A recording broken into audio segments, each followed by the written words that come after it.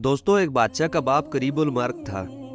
मौत के बिल्कुल पास था। उस बादशाह को अपने बाप से इंतहा की मोहब्बत थी और उसने ऐलान किया कि रहिया में से जो शख्स एक रात मेरे बाप की जगह कब्र में गुजारेगा, मैं उसको अपनी आधी दौलत व जायदाद दे दूंगा। कब्र में एक रात गुजारने का मकसद ये था कि वो देख सके कब्र में क्या होता है, ताकि बाप की कब्र उस हिसाब से तैयार करवा सके।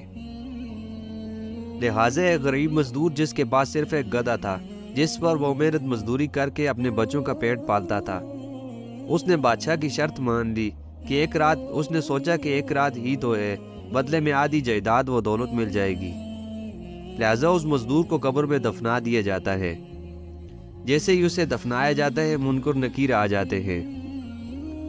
हिसाब किताब के लिए फरिश्ते उसका नामा एमाल देखते हैं तो उनको कुछ नहीं मिलता। कुछ सवाल व जवाब के बाद वो वापस जाने लगते हैं तो एक फरिश्ता कहता है, तेरे पास एक गधा है, एक दिन तुमने उसको बहुत लेट पानी पिलाया था, उसकी वजह बताओ। मजदूर कहता है, जनाब आली मैं भूल गया था।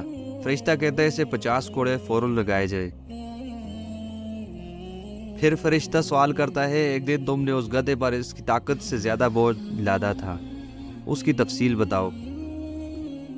मजदूर कहता है, जनाब आली मुझे मजदूरी ज्यादा मिल रही थी, इसलिए मैं लालच कर गया। फरिश्ता कहता है, इसे फिर से 50 कोड़े लगाए जाएं। फरिश्ता फिर कहता है, अच्छा फला दिन तुमने गधे को चारा बहुत देर डाला था। वो कहता है, जनाब आली मैं किसी काम में मशगूल हो गया था, याद नहीं रहा। फरिश्ता कहते हैं, इसे फिर से 50 कोड़े लगाए जाएं। दोस्तों, इतने में सुबह हो जाती है और वो मजदूर भागता हुआ चीखता हुआ कब्र से भाग निकलता है।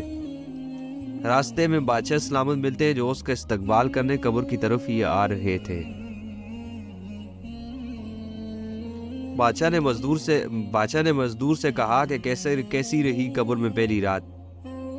तो मजदूर ने कहा, जनाब मुहतरम मेरे पास सिर्फ एक गधा है, वो भी आप ही रख ले, मुझे कुछ नहीं चाहिए। मैंने सारी रात में गधे का हिसाब नहीं दे सका, तो आधी दौलत व जायदाद का हिसाब कैसे दूंगा। मेरे प्यारे नबी सल्लल्लाहु अलैहि वसल्लम ने इंसानों के साथ साथ हर मखलूक के साथ हुस्न सलूक का दर्स दिया और जुल्म से मना फरमाया है। दोस्तों, हर चीज़ का हिसाब हमें देना होगा। तो प्यारे दोस्तों, अगर वीडियो अच्छी लगी तो वीडियो को लाइक कर देना और हमारे चैनल पे है तो प्लीज़ चैनल को सब्सक्राइब कर दें, ताकि ऐसी और छोटी छोटी वीडियो आपको मिलती रहे। शुक्रिया।